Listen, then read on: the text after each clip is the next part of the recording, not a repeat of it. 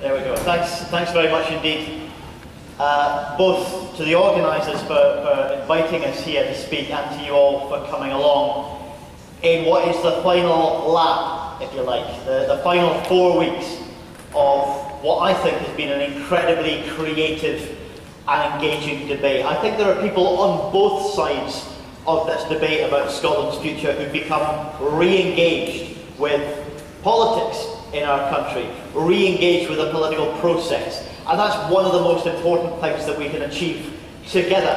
And I think there is common ground sometimes across the yes-no divide in Scotland. People who seek a better society, people who seek a better Scotland and know that we can do better than we're doing right now.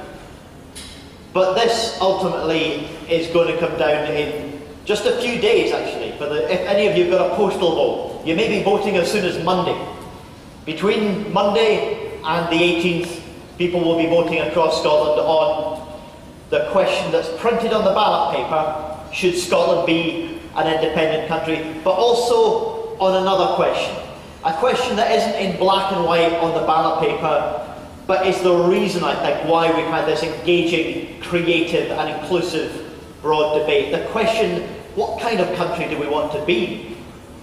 That's every bit as important, and I think keeping that question alive once we've cast the ballots and counted the votes and got a result, keeping that question alive, what kind of country do we want to be, and ensuring that that's something that every one of you and people in communities up and down Scotland has still got an involvement with, an engagement with.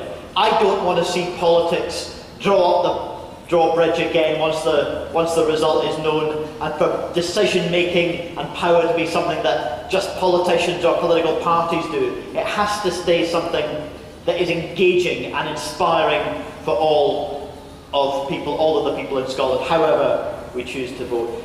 Greens don't begin this debate with feelings about national identity, mostly anyway. We don't begin this with attachment to one flag or another, and we don't really begin it with a description of how we feel about 300 years of history. The Green Party tends to begin this debate with a recognition of the scale of change that's needed in our society, a recognition that the way we're living right now, not just in Scotland but around the world, is unsustainable. It's not viable. It's not going to give us the chance to hand on a decent world to the next generation, and it's not even building a decent world for this generation. The yawning gap between rich and poor that's been allowed to open up in this country over decades of economic policy, that's not a law of nature. It's a series of political choices which have been made not in the interests of the common good, not in the interests of ordinary people, but in the interests of an economic system that's degrading our environment and keeping us on the wrong track. How much change do we really think is possible? If you recognise the need for political, economic and social change in our society, how much is possible from the UK system? A political landscape that couldn't even get rid of an unelected House in Parliament after 100 years of trying. How much change do we think is possible in a political landscape at Westminster where it is not possible, with the best will in the world, for any party to form a majority in the House of Commons without tacking right? It happened before, and it would happen again if that's where we leave decision making.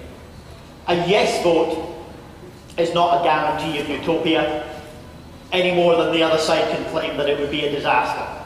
The truth is somewhere in between. A yes vote comes down to a balance of judgment, the balance of risks and opportunities. I feel that the opportunities hugely outweigh the risks. The opportunity to ensure that our whole economy, not just the public services that are still held in the public sector, under huge pressure from the austerity economics we're seeing from Westminster, but our whole economy is held democratically accountable so that it serves the public good.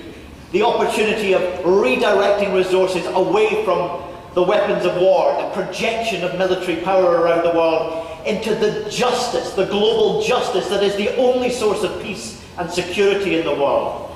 And the opportunity around the concept of something like the welfare state. Let's not forget what used to be the welfare state in this country. This country doesn't have a welfare state anymore. This country has a benefit system that has been twisted into something whose purposes are no longer human welfare. Its purposes are twofold. One is to bully people into low-paid work, and the other is to subsidise low-paid work so that big employers don't need to pay people what they need to live with a bit of dignity. That is not a welfare state. It's a humiliating and demeaning state. Now, there's a range of ideas, a range of possibilities, a range of futures that Scotland could embrace with a yes vote. There's not just one vision. If you don't like the SNP's vision, you don't need to vote for it. If you don't like my vision, you don't need to vote for it. But the opportunity to start making these decisions for ourselves.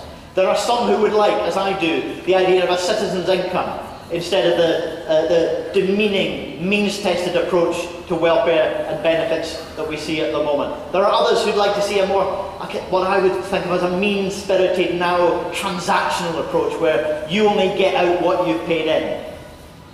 But why on earth would we vote for not even being able to choose between those options?